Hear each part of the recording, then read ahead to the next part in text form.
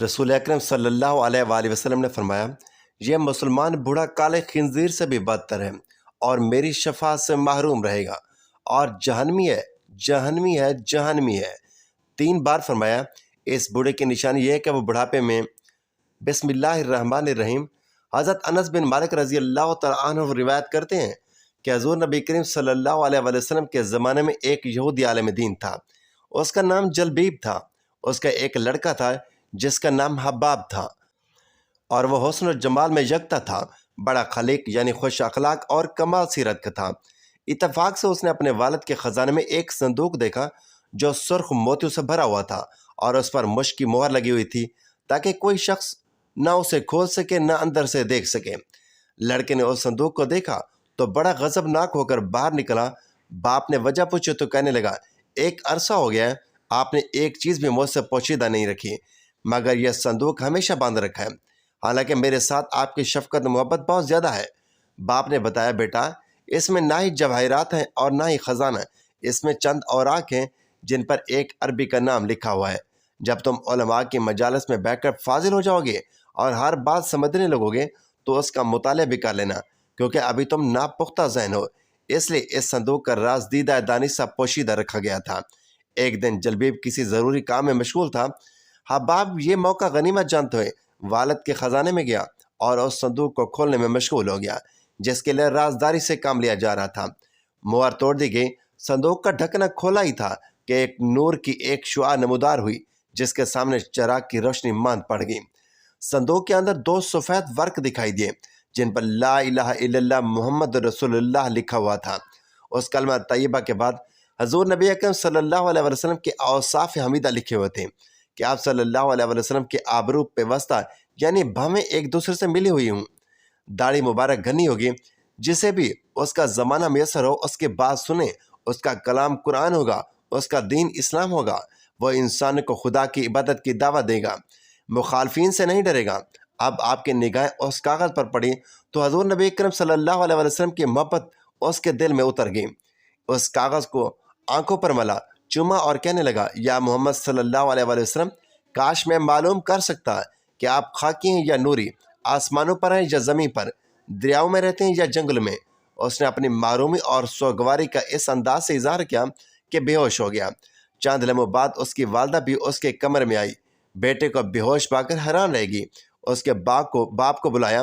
बेटे को इस हालत में देखकर उसके चेहरे से चेहरा मलने लगा, माथे को चूमने लगा, रो रो कर अपने बेटे की बेहोशी पर हसरत और गम का इजहार करने लगा। जब नौजवान लड़का होश में आया, वालिदैन को अपने सराने गमज़दा और परेशान पाया, मगर गुस्से में आकर कहने लगा, ए वालिद मोहतरम, तुम मेरी आंखों की रोशनी नहीं देखते और बुढ़ापे के बावजूद इस रहमत इलाही से महफूज नहीं रुके। आप मुझे कुफ्र की तालीम दे रहे हैं और शरीयत मोहम्मदिया सल्लल्लाहु अलैहि वसल्लम और उसकी इत्तबा से महरूम रखने की कोशिश करते हो। बाप ये बातें सुनते ही गुस्से में पागल हो गया। लड़के को बालों से पकड़ा और ज़मीन पर दे मारा और ज़ोर ज़ोर से मारने लगा। जब उसका जुल्म हाथ से बढ़ गया तो हई बिन अख्तब आए। उन्होंने देखा कि बाप बेटे को ईज़ा देने को पागल हुआ जा रहा है। उन्होंने उसे ज़बरदस्ती मना किया, मगर वो किसी सूरत बच्चे को सज़ा देने से ना रुकता था।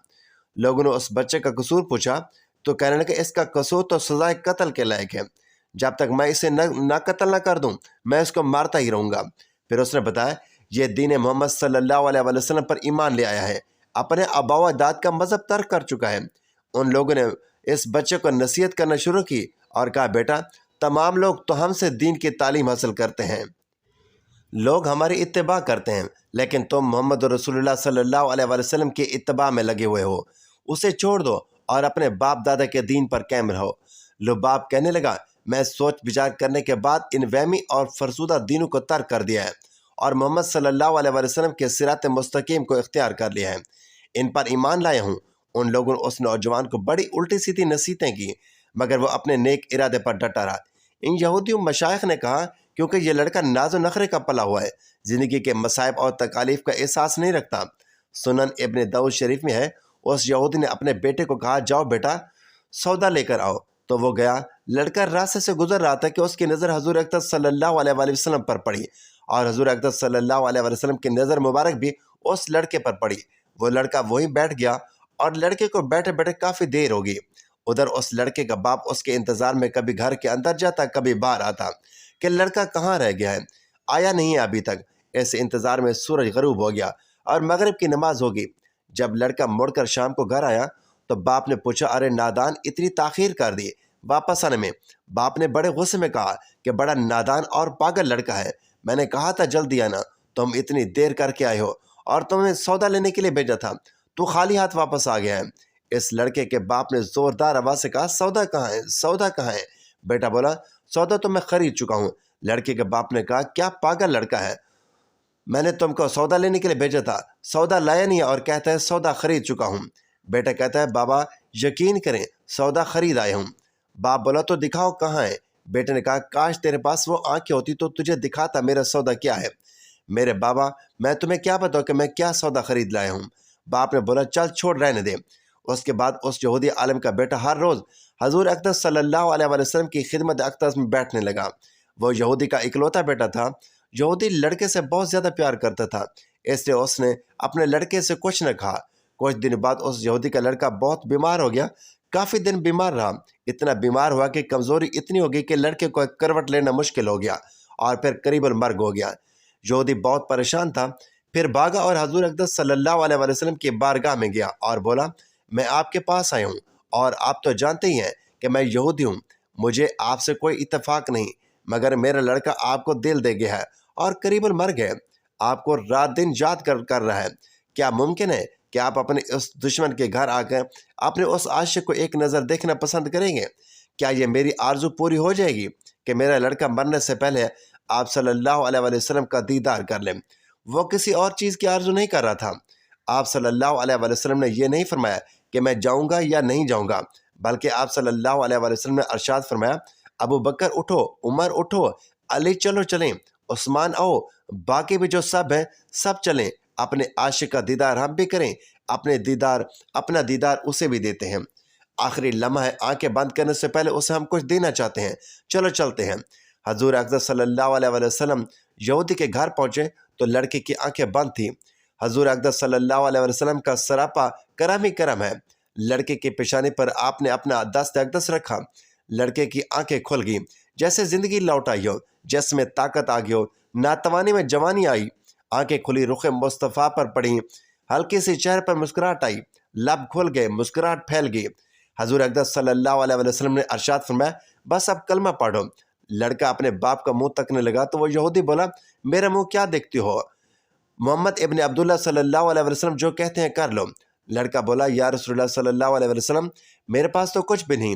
آپ نے ارشاد فرمایا، بس تم کلمہ پڑھو، میں جانوں اور جنت جانے، تم میرے ہو جاؤ، جنت بھی تو میری ہے، جنت میں لے جانا یہ میرا کام ہے۔ لڑکے نے کلمہ پڑھا، جب اس کے منہ سے نکلا محمد رسول اللہ، روح جسم مبارک سے نکل گئی، کلمے کا نور اندر چلا گیا، آنکھیں بند ہوئی، لب خاموش ہوئے۔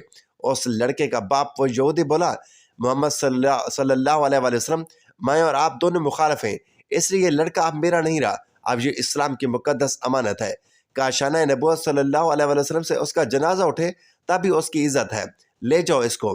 پھر آپ صلی اللہ علیہ وسلم نے فرمایا، صدیق اٹھاؤ، عمر اٹھاؤ، عثمان آگے بڑھو، بلال آؤ تو صحیح، چلو کندھا دو، سب اٹھاؤ اسے۔ حضور اقدس صلی اللہ علیہ وسلم جب یہودی کے گھر سے نکلے تو یہ فرماتے جا رہے تھے، اس اللہ رب العزت کا شکر ہے جس نے میرے صدقے سے اس بندے کو بخش دیا، اس اللہ رب العزت کا شکر ہے جس نے میرے صدقے سے اس بندے کو بخش دیا۔ اللہ اکبر، کیا مقام ہوگا اس عاشق کی میت کا جس کو علی، عثمان، ابو بکر صدیق، عمر بن خطاب اور بلال حبشی رضی اللہ تعالیٰ عنہ جیسے مشہور شخصیات کاندھا دے رہے ہوں۔ اور آگے آگے حضور اقدس صلی اللہ علیہ وسلم قبر تیار ہوئی، کفن پہنایا گیا، حضور اقدس صلی اللہ علیہ وسلم قبر کے اندر تشریف لے گئے، قبر میں کھڑے ہوئے اور کافی دیر کھڑے رہے اور پھر اپنے ہاتھوں سے اس عاشق کے میت کو اندر اتارا۔ آپ نے قبر کے اندر پنجوں کے بل چل رہے تھے، مکمل پاؤں مبارک نہیں رکھ رہے تھے۔ کافی دیر کے بعد آپ صلی اللہ علیہ وسلم قبر سے باہر آئے تو چہرے پر تھوڑی زردی چھائی ہوئی تھی، تھکن محسوس ہوئی۔ صحابہ کرام رضی اللہ تعالیٰ عنہ عرض کرنے لگے، یا رسول اللہ صلی اللہ علیہ وسلم، یہ کیا ماجرا ہے؟ پہلے تو یہ ارشاد فرمائیں کہ آپ صلی اللہ علیہ وسلم نے قبر میں پاؤں مبارک مکمل کیوں نہ رکھا؟ آپ صلی اللہ علیہ وسلم پنجوں کے بل کیوں چل رہے تھے؟ تو حضور اقدس صلی اللہ علیہ وسلم نے ارشاد فرمایا، قبر کے اندر بے پناہ فرشتے آئے ہوئے تھے، اس لیے مجھے جہاں جگہ ملتی تھی میں پنجہ وہاں رکھتا تھا، پاؤں رکھنے کی جگہ نہیں تھی۔ میں نہیں چاہتا تھا کہ کسی فرشتے کے پاؤں پر میرا پاؤں آ جائے۔ پھر صحابہ کرام نے عرض کیا، آپ صلی اللہ علیہ وسلم قبر کے اندر کیوں گئے؟ ہمیں کہتے ہم چلے جاتے۔ تو سبحان اللہ، حضور نے کیا خوبصورت جواب دیا کہ میں نے اس لڑکی کو بولا تھا کہ میں تیری قبر کو جنت بناؤں گا، تو اب اس کی قبر کو جنت بنانے قبر کے اندر میں خود گیا تھا۔ تو پھر حضور پاک صلی اللہ علیہ وسلم اتنے تھکے ہوئے کیوں ہیں؟ فرمایا تھا اس لیے ہوں کہ فرشتے اور حوریں اس عاشق کے دیدار کے لیے آ رہے تھے اور میرے وجود سے لگ لگ کر گزر رہے تھے، ان کی وجہ سے تھک گیا ہوں۔ حضرت ابن عباس رضی اللہ تعالیٰ عنہ بیان فرماتے ہیں کہ شام میں یہودی رہتا تھا، وہ ہفتے کے دن تورات کی تلاوت کیا کرتا تھا۔ ایک دفعہ تورات کھولی تو اس نے 4 مقامات پر حضور اقدس صلی اللہ علیہ وسلم کی تعریف و توصیف دیکھی، تو یہودی نے وہ جگہ کاٹ کر جلا دی۔ اگلے ہفتے پھر تورات کھولی تو 8 جگہوں پر حضور صلی اللہ علیہ وسلم کی نعت اور وصف کا ذکر پایا، اس نے یہاں سے کاٹ کر جلا دیا۔ تیسرے ہفتے تورات کھولی تو یہی ذکر 12 جگہ موجود پایا۔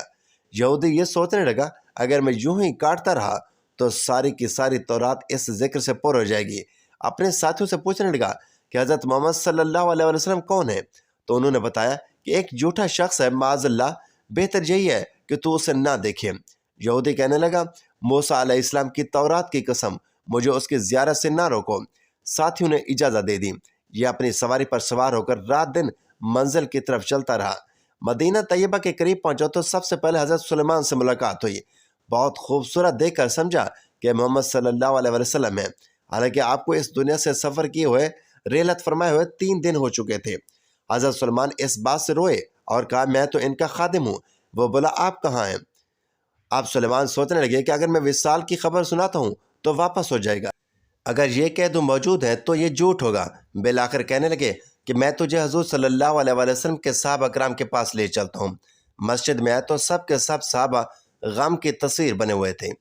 یہودی یہ سمجھ کر کہ ان میں حضور صلی اللہ علیہ وسلم ضرور موجود ہوں گے، کہنے لگا، السلام علیکم یا محمد کا کلمہ پکارا، جس سے تمام صحابہ میں کوہرام مچ گیا اور آہو پکار کرنے لگے اور اس سے پوچھنے لگے، تو کون ہے جس نے ہمارا زخم تازہ کر دیا ہے؟ کوئی اجنبی شخص معلوم ہوتا ہے، کیا تجھے معلوم نہیں کہ حضور صلی اللہ علیہ وسلم کا 3 روز پہلے وصال ہو چکا ہے؟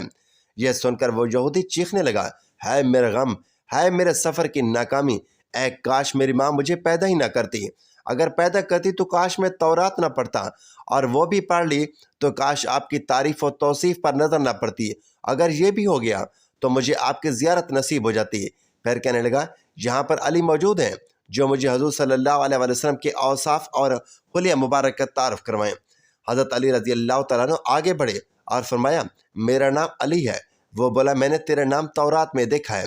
حضرت علی رضی اللہ تعالیٰ عنہ نے حلیہ مبارک بیان کرنا شروع کیا کہ آپ نہ ہاتھ سے زیادہ لمبے اور نہ ہی زیادہ چھوٹے تھے، سر مبارک گول تھا اور پیشانی کشادہ، آنکھوں کی سیاہی خوب سیاہ تھی بلکہ دراز تھی، ہنسی کے وقت دانتوں سے نورانی شعاع نکلتی تھی، سینہ سے ناف تک بالوں کی لکیر تھی، ہتھیلیوں پر گوشت تھی، قدموں کے تلوے قدرے گہرے تھے، بدن کے جوڑوں کی ہڈیاں موٹی تھیں، مثلا کونیاں اور گھٹنے، آپ کے شانوں کے درمیان مہر نبوت تھی۔ یہودی کہنے لگا، علی تو نے جو کچھ بتایا صحیح بتایا، تورات میں آپ کی تعریف و توصیف اسی طرح موجود ہے۔ حضور صلی اللہ علیہ وسلم کا کپڑا ہو تو میں اسے چومنا چاہتا ہوں۔ فرمایا، ہاں سلیمان، جاؤ فاطمہ سے کہو اپنے بابا کا جبہ ذرا بھیج دو۔ سلیمان دروازے پر آئے اور آواز دی، اے فخر الانبیاء کے دروازے، اندر حسن و حسین رضی اللہ تعالیٰ عنہ رو رہے تھے، لہٰذا دروازے کو کھٹکھٹانا پڑا۔ تو حضرت فاطمہ کی آواز آئی، یتیموں کا دروازہ کون کھٹکھٹا رہا ہے؟ حضرت سلیمان نے اپنا نام بتایا اور حضرت علی رضی اللہ تعالیٰ عنہ کا پیغام دیا۔ وہ روتے ہوئے بولی، میرے ابا کا جبہ کون پہنے گا؟ حضرت سلیمان نے سارا قصہ سنایا۔ آپ جبہ نکال کر لے آئیں تو 7 جگہ سے کھجور کے ریشے سے سلا ہوا تھا۔ حضرت علی رضی اللہ تعالیٰ عنہ نے اسے پکڑ کر سونگھا، پھر دوسرے صحابہ کرام نے، پھر یہودی پکڑ کر سونگھنے لگا اور کہتا تھا، واہ کیسی عمدہ خوشبو ہے۔ پھر کعبہ شریف پر حاضر ہوا، آسمان کی طرف سر اٹھا کر کہنے لگا، اے اللہ، میں گواہی دیتا ہوں تو واحد و یکتا و یگانہ ہے، کائنات تیری نیاز مند اور تو بے نیاز ہے، اور میں یہ بھی گواہی دیتا ہوں کہ اس قبر شریف والا تیرا حبیب ہے، جو کچھ اس نے فرمایا ہے میں اس کی تصدیق کرتا ہوں اور اس پر ایمان لاتا ہوں۔ اے اللہ، اگر میرا اسلام تیری بارگاہ میں قبول ہے تو میری روح کو ابھی قبض کر لے۔ یہ کہہ کر وہ وہیں پر گر کر اس نے جان دے دی۔ حضرت علی رضی اللہ تعالیٰ نے اسے غسل دیا اور جنت البقیع میں دفن کروایا۔ حضرت ابو ہریرہ رضی اللہ تعالیٰ عنہ سے مروی ہے، صحابہ کرام رضوان اللہ علیہ اجمعین کے ساتھ آپ صلی اللہ علیہ وآلہ وسلم تشریف فرماتے۔ آپ صلی اللہ علیہ وآلہ وسلم نے فرمایا، اس بوڑھے سے جہنم بھی پناہ مانگتی ہے۔ صحابہ کرام رضوان اللہ علیہ اجمعین عرض گزار ہوئے، یا رسول اللہ صلی اللہ علیہ وآلہ وسلم، وہ بدبخت بوڑھا شخص کون ہے جس سے جہنم بھی پناہ مانگتی ہے؟ آپ صلی اللہ علیہ وآلہ وسلم نے فرمایا، بوڑھا زانی، یعنی وہ شخص جس کی عمر زیادہ ہو چکی ہے، بڑھاپے کی عمر ہو اور وہ بدکاری کرے یعنی زنا کرے، اس سے جہنم بھی پناہ مانگتی ہے۔ ناظرین، اللہ تعالیٰ سے دعا ہے کہ اللہ تعالیٰ ہمیں زنا جیسے موذی بات سے بچائے رکھے، ان غلط کاریوں سے بچائے۔ میرا سنانا اور آپ کا سننا اپنی بارگاہ الہی میں قبول و منظور فرمائے اور ہمارا خاتمہ ایمان پر فرمائے، آمین یا رب العالمین۔